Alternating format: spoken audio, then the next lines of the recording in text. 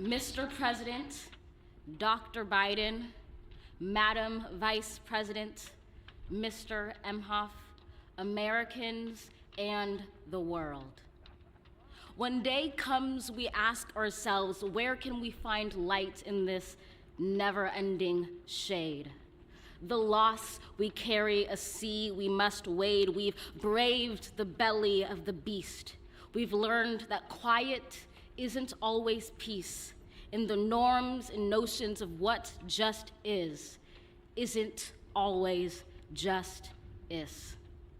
And yet the dawn is ours before we knew it. Somehow we do it. Somehow we've weathered and witnessed a nation that isn't broken, but simply unfinished. We, the successors of a country and a time where a skinny black girl descended from slaves and raised by a single mother can dream of becoming president, only to find herself reciting for one. And yes, we are far from polished, far from pristine, but that doesn't mean we are striving to form a union that is perfect. We are striving to forge our union with purpose, to compose a country committed to all cultures, colors, characters, and conditions of man.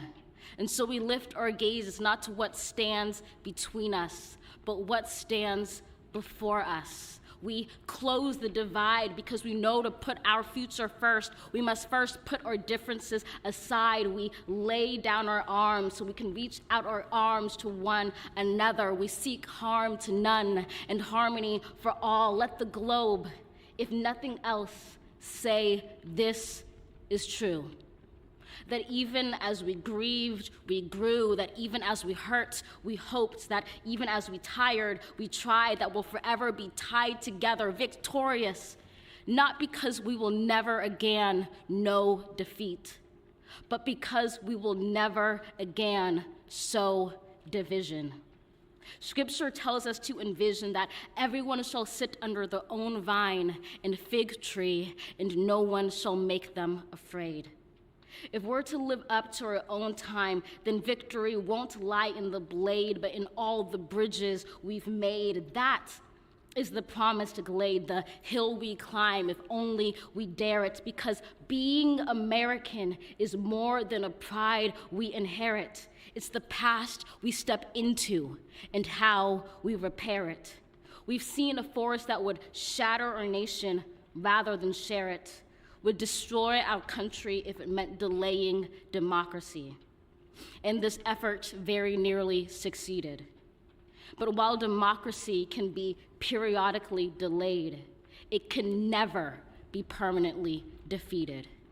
In this truth, in this faith we trust, for while we have our eyes on the future, history has its eyes on us. This is the era of just redemption. We feared it at its inception. We did not feel prepared to be the heirs of such a terrifying hour, but within it we found the power to author a new chapter, to offer hope and laughter to ourselves. So, while once we asked, how could we possibly prevail over catastrophe?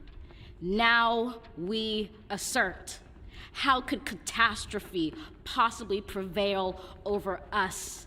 We will not march back to what was, but move to what shall be, a country that is bruised but whole, benevolent but bold, fierce and free. We will not be turned around or interrupted by intimidation, because we know our inaction and inertia will be the inheritance of the next generation. Our blunders become their burdens, but one thing is certain. If we merge mercy with might and might with right, then love becomes our legacy and change our children's birthright. So let us leave behind a country better than the one we were left. With every breath from my bronze-pounded chest, we will raise this wounded world into a wondrous one. We will rise from the gold-limbed hills of the west. We will rise from the wind-swept northeast, where our forefathers first realized revolution. We will rise from the lake-rimmed cities of the Midwestern states. We will rise from the sun-baked south. We will rebuild, reconcile, and recover in every known nook of our nation, in every corner called our country. Our people, diverse and beautiful, will emerge battered and beautiful. When day comes, we step out of the shade, aflame and unafraid. The new dawn blooms as we free it. For there is always light, if only we're brave enough to see it, if only we're brave enough to be it.